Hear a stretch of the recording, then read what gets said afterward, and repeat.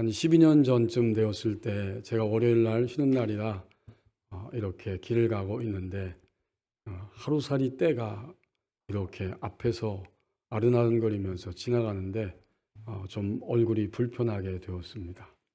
그래서 제가 손을 들어서 당연히 어떻게 했을까요? 하루살이를 탁 치는 순간 제 마음에 이런 생각이 불쑥 들어왔습니다. 너도 하루살이야. 그 말이 들린 게 참으로 놀라웠습니다. 아마도 제가 그때 그 당시 저의 영적인 상태가 제가 하루살이 인생인 줄 모르고 그렇게 살아가고 있었나 보다 하는 이러한 생각이 들었고, 동시에 하나님은 얘야, 어떤 고난과 쓰라림이 있어도 하루하루를 너는 살아가고 있지 않니? 하루살이 인생 가운데 내가 너와 함께하고 있다는 것을 잊지 않았으면 좋겠다. 이렇게 양면적인 생각을 동시에 한 기억이 있습니다. 정말 최근에 24년 6월 3일 독일 티빙겐 대학의 세계적인 조직신학자였던 몰트만 교수님이 죽기 전에 유언을 남기기를, 내가 죽었을 때 몇 년 몇 월 며칠에 출생하고 몇 년 몇 월 며칠에 사망이라고 기록하지 말고 나의 사망일을 부활의 날로 기록해 달라. 이런 유언과 함께 제자들에 의해서 그런 마지막 운명의 시간, 주님 앞에 가는 그 시간을 맞이하게 됩니다. 우리는 분명히 압니다.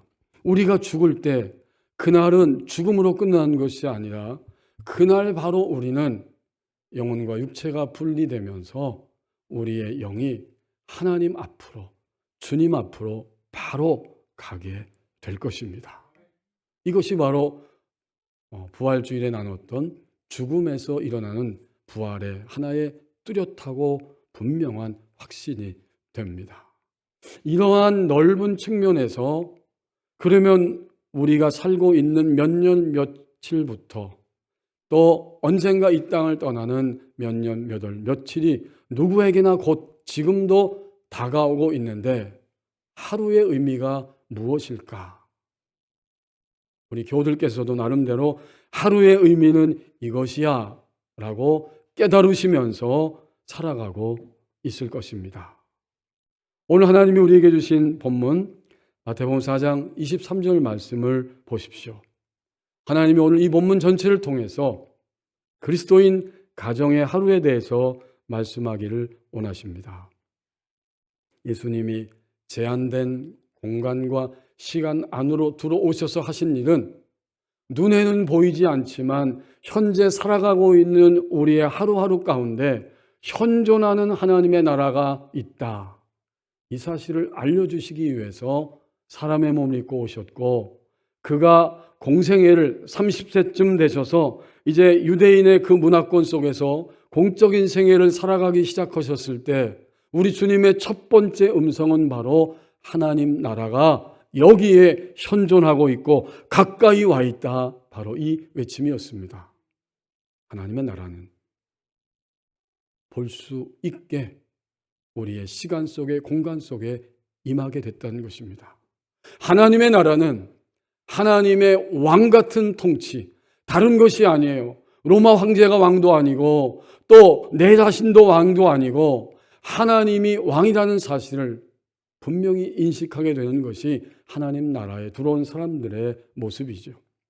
하나님의 왕 같은 통치, 바꿔 말하면 진정으로 하나님이 왕으로서의 통치가 우리 가운데 있는 것을 눈을 떠서 보기 시작할 때 그 사람은 현존하는 하나님의 나라를 살아가는 그리스도인이 된 것입니다. 이 그리스도인 된 우리의 가정, 이 하루의 의미가 무엇인가? 이걸 알려주시기 위해서 오늘 23절 말씀처럼 온 갈릴리에 두루 다니기 시작하셨습니다. 이 갈릴리에는 그 당시에 이미 유대인 역사가 요세푸스의 증언에 의하면 200여 개의 성읍과 촌락들이 있었고 인구는 거의 300만 명에 육박한다고 기록하고 있습니다. 두루 다니셨다는 것은 반복적으로 지속적으로 이곳저곳을 다 다니셨다는 것입니다. 그 말씀은 곧 주님이 그 예루살렘, 유대, 사마리아 땅끝까지 이르러서 그 지역 전체를 다니시는데 갈릴리에 다니시는 모습을 통해서 주님의 다니심, 두루 다니심이 과연 어디에서 먼저 시작되었는지를 오늘 우리에게 알게 하십니다. 우리 주님의 이 땅 가운데 두루 다니심의 역사를 오늘 23절을 통해서 보면 세 가지 단어로 뚜렷하게 우리에게 보여주십니다. 23절에 보니까 먼저 뭘 하셨어요? 주님은 다니시면서 가르치셨습니다. 첫 번째 단어입니다. 두 번째는 전파하셨어요. 천국 복음을 전파하시며, 세 번째는 백성 중에 모든 병과 모든 약한 것을 고치셨습니다. 야, 이제 우리는 알 수 있습니다. 예수님이 이 땅에 오셔서 하나님의 왕으로서의 통치, 하나님의 왕 같은 통치를 선포하시고 그것을 가르쳐 주시고 그렇게 되기 위해서 사람들을 고치셨는데 그 모든 일들을 어디에서 시작하셨을까? 23절에 이렇게 증언해 주고 있습니다. 두루 다니시는데 그들의 회당에서 시작하셨습니다.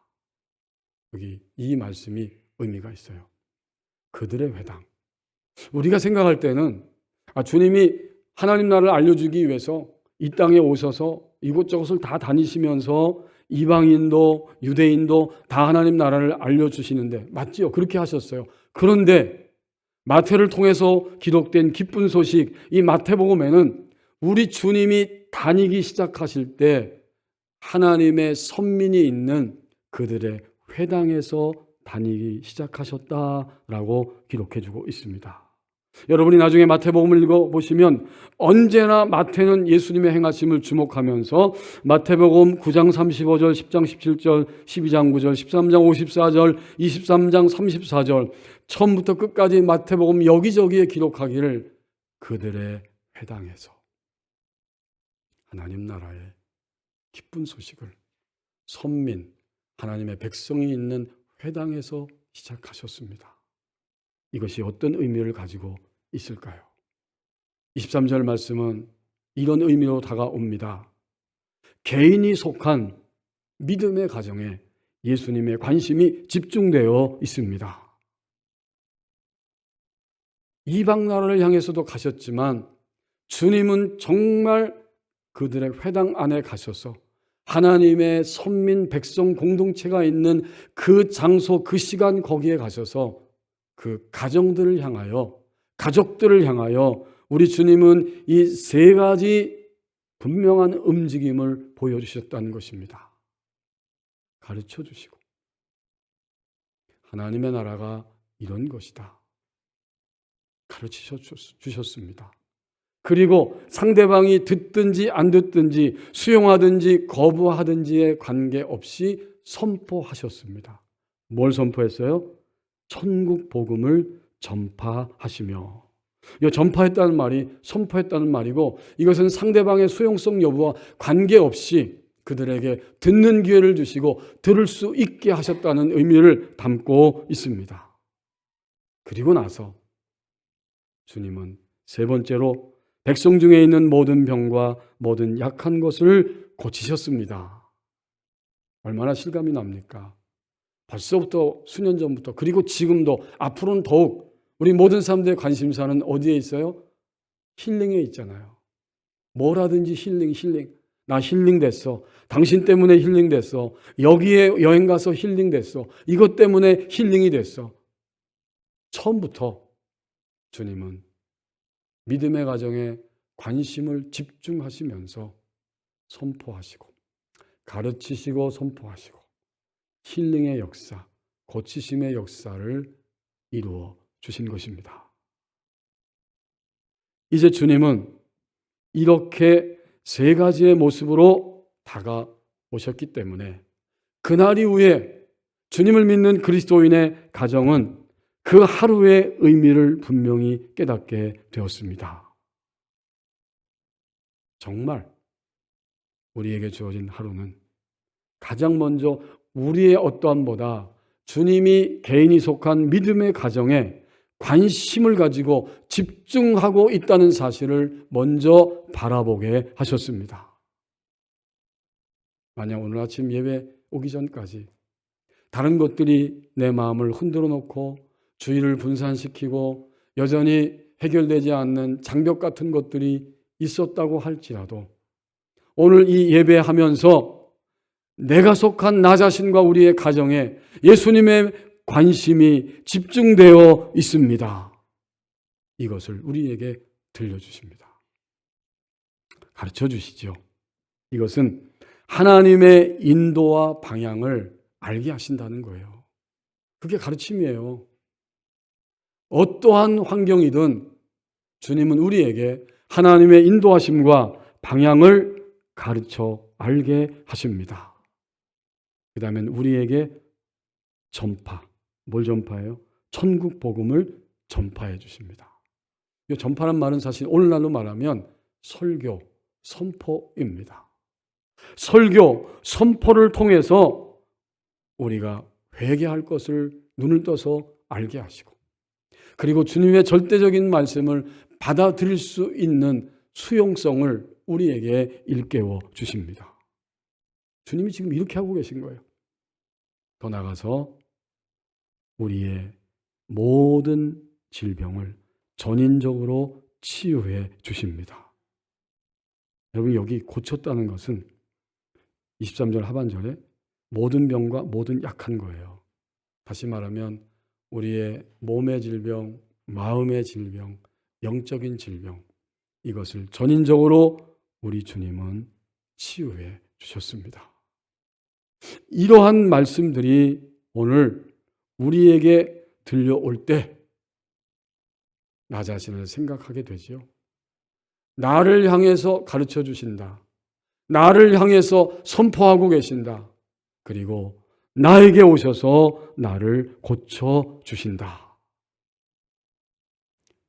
여기서 그리스도인의 가정의 하루의 의미가 뚜렷하게 드러납니다. 왜 이런 일이 왔을까?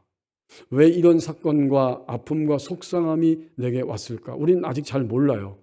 알기도 하지만 모르는 것들도 많습니다. 그러나 어떻게 왔든지 누구를 통해서 왔든지 하나님은 오늘이라고 하는 한날을 하루를 살아갈 때에 우리를 전인적으로 치유하시고 새롭게 하시도록 초대하신 분은 바로 우리 하나님 아버지이시고 나는 그래서 하루를 시작할 때 하나님의 초대장을 받았고 내게 주어진 우리 가정, 그리스도인의 가정 이 하루에 나는 하나님께 초대받은 시간을 살아갑니다.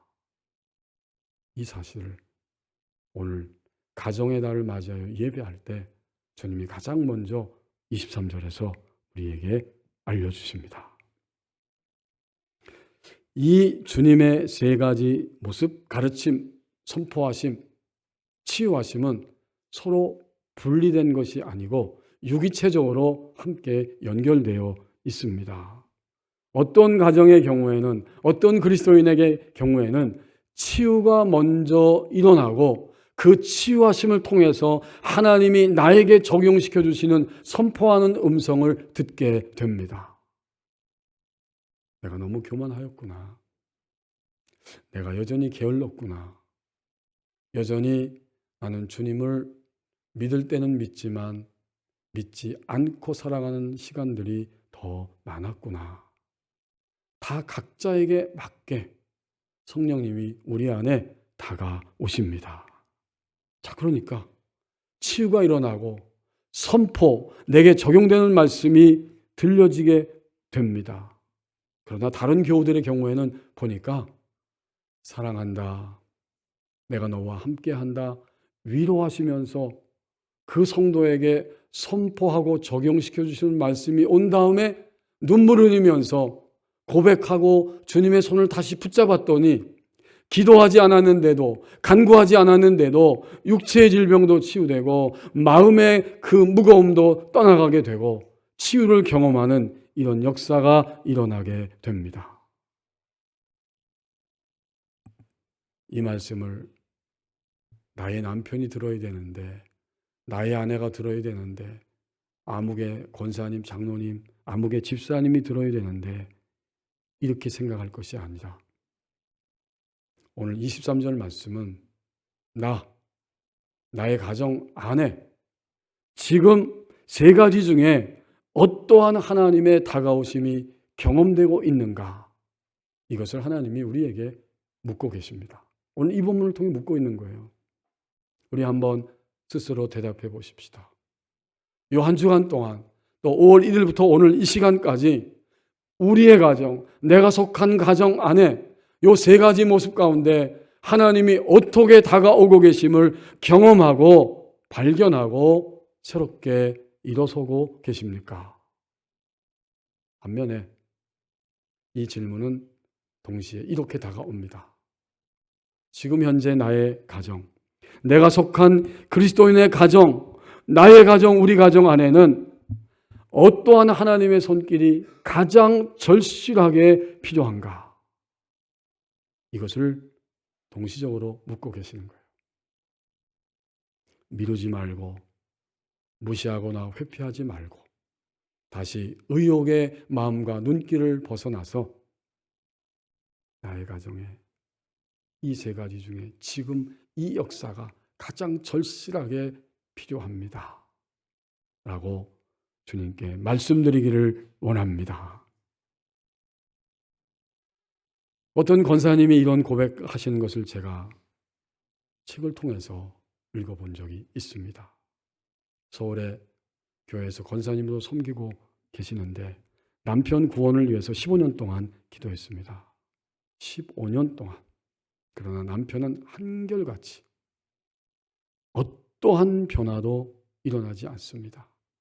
교회 교자도 꺼내지 못하게 합니다. 좀 더 기도를 하면 할수록 이상하게도 이 남편은 권사님을 더욱 힘들고 아프게 합니다. 그러던 어느 날 저녁 권사님이 기도하면서 주님께 고통스럽게 이렇게 말씀을 드렸다고 해요. 하나님께서 나의 남편 구원을 계획하지 않으신 걸로 알고 하나님, 저는 더 이상 기도하지 않겠습니다.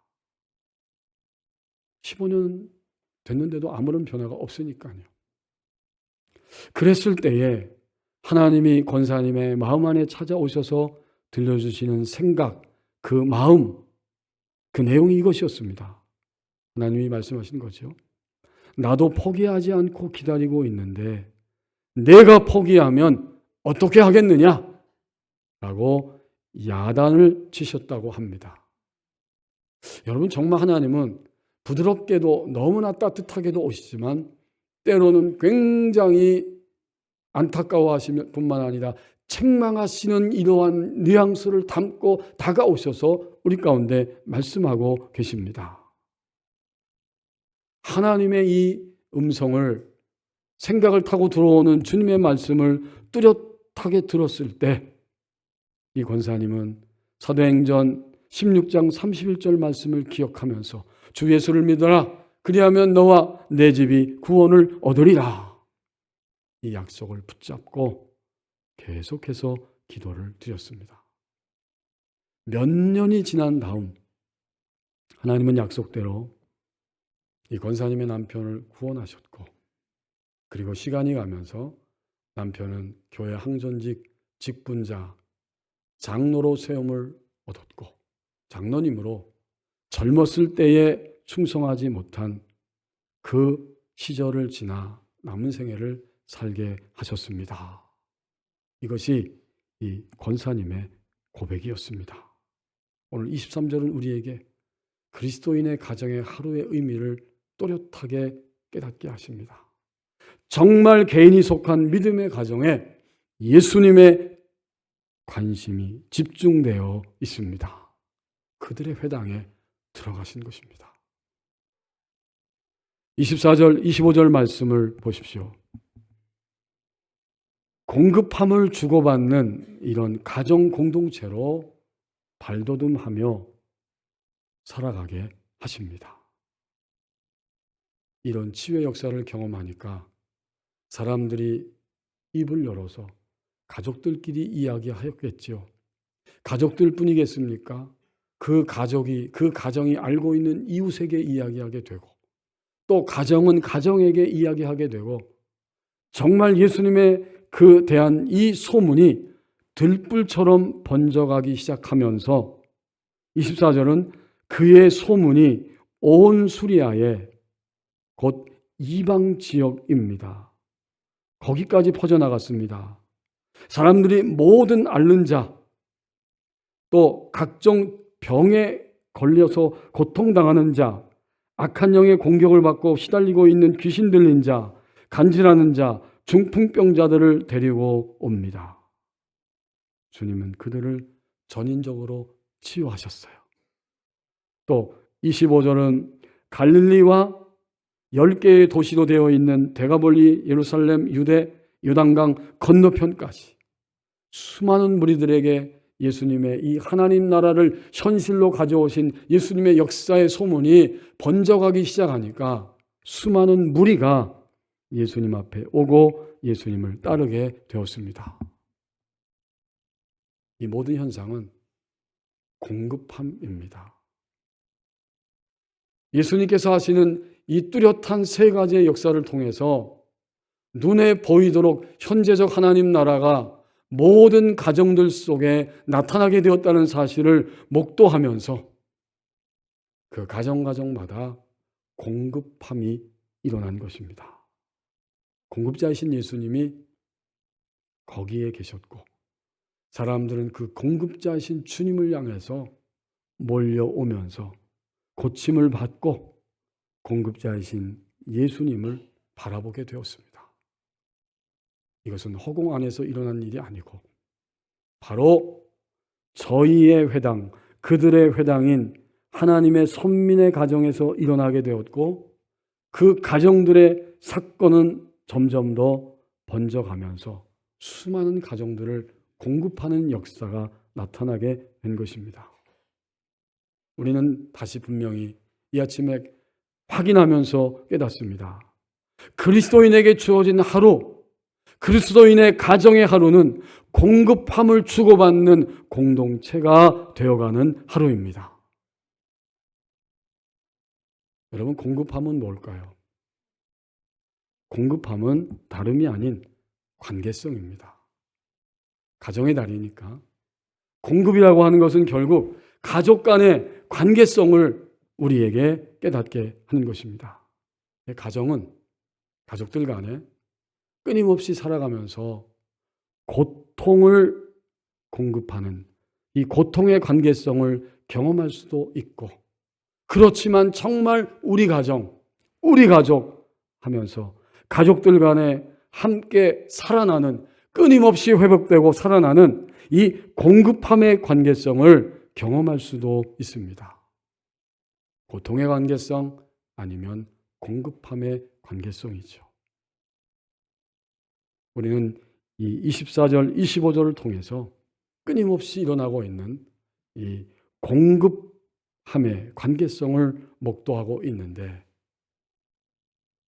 오늘 나의 가정은 어떻게 하면 이 공급의 관계성을 향해 나갈 수 있을까요? 우리는 그 주님이 가르쳐 주시는 그 방법을 깨달을 수 있습니다. 그 방법은 언제나 굉장히 쉽습니다. 성경을 보면서 우리는 정말 주님의 말씀은 어렵기도 하지만 동시에 쉽기도 합니다.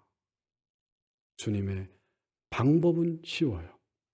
그렇지만 주님의 방법이 쉽다고 깨닫고 인정하고 그 방법을 향해서 발걸음을 옮기지 않는 한 이것은 굉장히 어렵게 됩니다. 그래서 오늘 주님은 이 공급함의 관계성이 쉽다는 사실을 우리에게 알려주십니다. 그 방법은 이것입니다. 우리가 오늘 함께 인사를 나눴죠. 바로 그것입니다. 그리스도인의 가정에 있어서 이 공급함의 관계성은 어떻게 오느냐?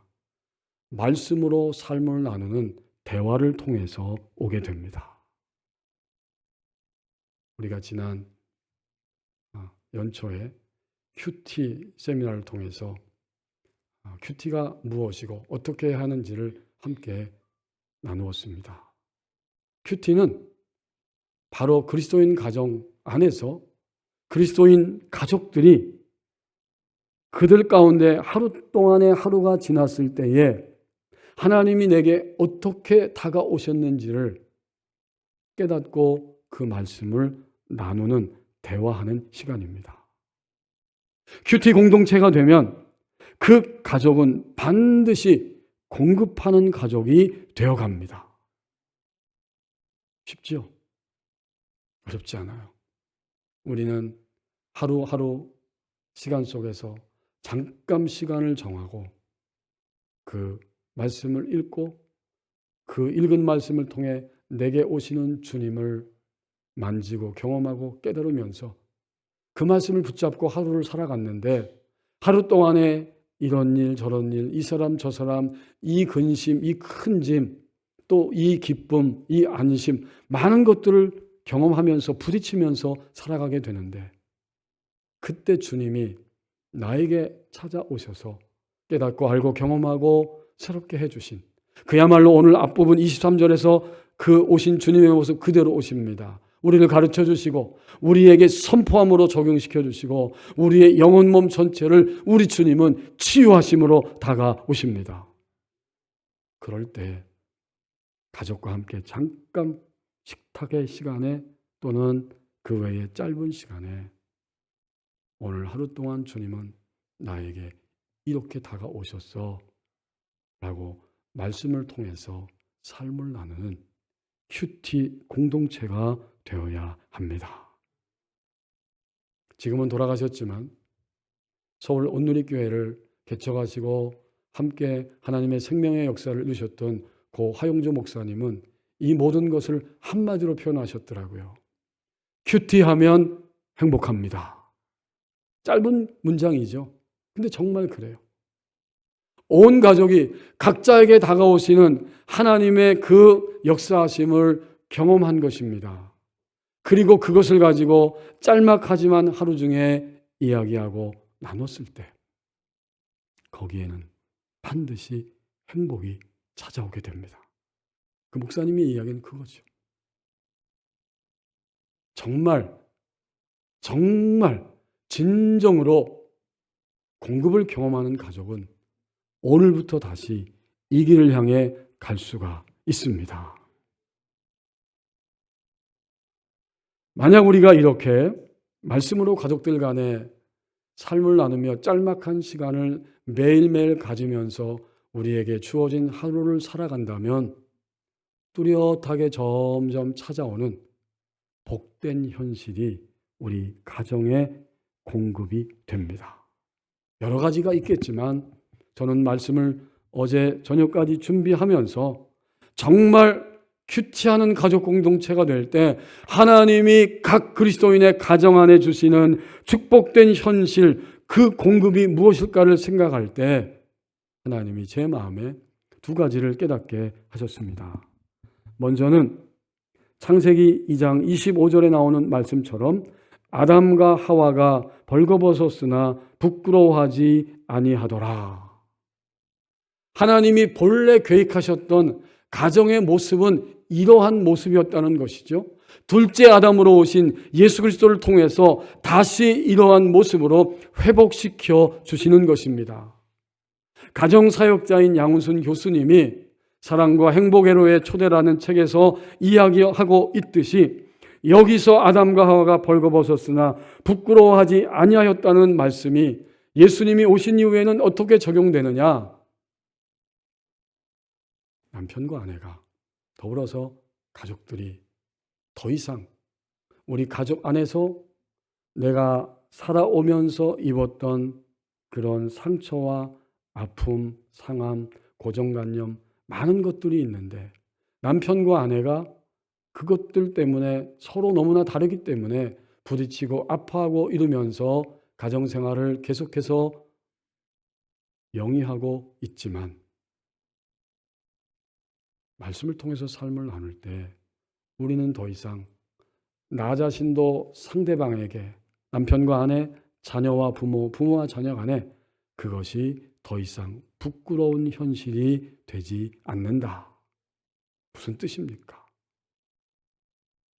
그리스도 안에서 우리는 유일하게 우리의 내면의 모든 것을 함께 내어놓고 공개적으로 함께 나누며 살아갈 수 있는, 수치나 죄책감이나 부끄러움이 아니라 오히려 그 유일한 가정 공동체 안에서 그것을 함께 나누고 함께 손잡고 함께 일어설 수 있는 그런 축복의 장으로 걸어갈 수 있게 하셨습니다. 이 관계성, 이것이 현실이 됩니다. 그때 하나님께서 정말 아담과 하와를 창조하신 목적을 이루게 되지요. 창세기 2장 18절 말씀처럼 서로가 서로를 돕는 배필, 도울 짝이 되게 하시려고 남성과 여성을 창조하셨습니다. 이제 가족은 더 이상 나의 약점과 눌림과 상함과 상처와 인생의 그 어떤 것들도 그 안에서 서로에게 부끄러워하지 아니하고 함께 나누며 함께 주님의 손을 붙잡고 일어설 수 있는 복된 현실, 이 공급함의 관계성이 점점 회복될 수 있습니다.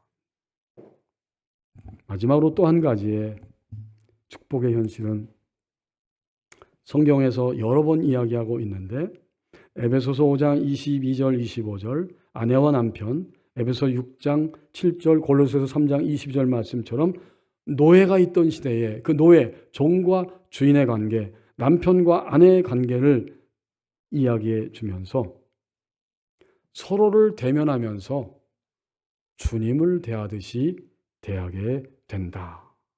죽게 하듯. 여러분 나중에 성경을 찾아보세요. 에베소서 5장 22절 25절 아내와 남편, 에베소서 6장 7절 골로새서 3장 23절 이 모든 것에는 상상할 수 없는 이야기예요. 노예가 있던 시대에 노예들에게 말합니다. 그 주인을 대할 때 사람에게 하듯 하지 말고 주님께 하듯 하라. 남편과 아내가 서로를 대할 때 예수님을 대하듯이 대하라. 이것은 일반 윤리적 법칙 아래서는 결코 적용될 수 없는 원리인데 그리스도인이 되었을 때, 그리스도인 가정이 되었을 때 주님이 어디까지 우리를 회복시켜 가는가 보았더니 대인관계, 이건 다 대인관계죠. 가정의 관계도 대인관계요. 사회에서 직장에서 일하는 것도 다 대인관계입니다. 근데 주님은 어느 순간 죽게 하듯 예수님을 대하듯이 사람을 대하게 된다. 별로 아멘을 안 하는 것 같은데 원칙은 이것입니다. 여러분 이 말씀은 또 하나의 중요한 원칙을 깨닫고 그때 시작할 수 있어요. 당신, 장로님, 집사님, 권사님, 목사님 왜 예수님을 대하듯이 나를 안 대하는 거죠? 왜 나를 무시하는 거죠? 라고 상대방에게 먼저 손가락질하며 원인을 돌리는 그러한 이야기를 하는 것이 아닙니다. 다 각자가 내가 앞에서 주님이 하신 것처럼 정말 하나님의 그 놀라운 손길 안에서 우리 예수님의 손길 안에서 매일매일 같이 가르침 받고 주님의 선포해 주시는 음성을 듣고 그리고 고침을 받으면서 전인적으로 치유되는 나 자신이 될 때에 마지막 지점에서 도달하게 되는 차원을 이렇게 말씀하고 있는 거예요. 당신 왜 그래? 왜 예수님처럼 나를 대우 안 해? 그것이 아니고 이웃 여호와를 막론하고 우리 그리스도인의 대인관계의 영성은 누구를 대하든지 죽게 하듯 하라. 여기까지 점점 더 우리 가정을 회복시켜 가십니다. 이기훈 선교사님이 온누리교회에서 사역하시다 선교사로 아시아의 C국, 이름을 밝히지 않았어요. 어떤 나라인지. 거기서 사역할 때 동료 선교사님 한 분이 계셨는데 그분을 가리켜서 나를 훈련시킨 선교사님이었다라고 고백합니다. 그를 통해서 훈련받은 것은 좋지만 정말 다시는 만나고 싶지 않은 사람이라고 말했습니다. 얼마나 힘들었는지 우리가 상상을 할 수 있겠죠. 언제나 마음이 굉장히 그를 생각만 해도 같은 공간에 있기만 하면 더더욱 견딜 수가 없어요. 그래서 자신의 마음속에 미움 주머니 하나가 자리를 잡고 있다. 오랜 시간, 하루 이틀이 아니에요. 선교사님으로 사역하는 내내 마음이 너무너무 고통스러웠다고 합니다. 그런데 어느 날 주님이 무릎 꿇고 주님을 바라보며 기도하고 있을 때 다가오셔서 이렇게 말씀하셨다고 합니다. 너는 내가 사랑하고 있는 그를 왜 미워하고 있느냐? 또렷한 음성이 들렸다고 이 단어를 강조하더라. 그때 이렇게 고백하고 깨달았습니다. 내가 미워하는 사람을 하나님도 미워하실 줄 알았는데 그분은 나와 생각이 다르셨다. 그 순간에 몹시 목회자여 선교사인 자신이 부끄러워졌다고 고백합니다. 더 이상 그를 미워할 수가 없게 되었습니다. 그리고 그날 이후로 미워할 수밖에 없는 조건이 여전히 있음에도 불구하고 미워할 수가 없게 되었습니다. 그리고 나는 그날 이후로 그때부터 사람 미워하는 것을 포기하는 법을 배웠습니다.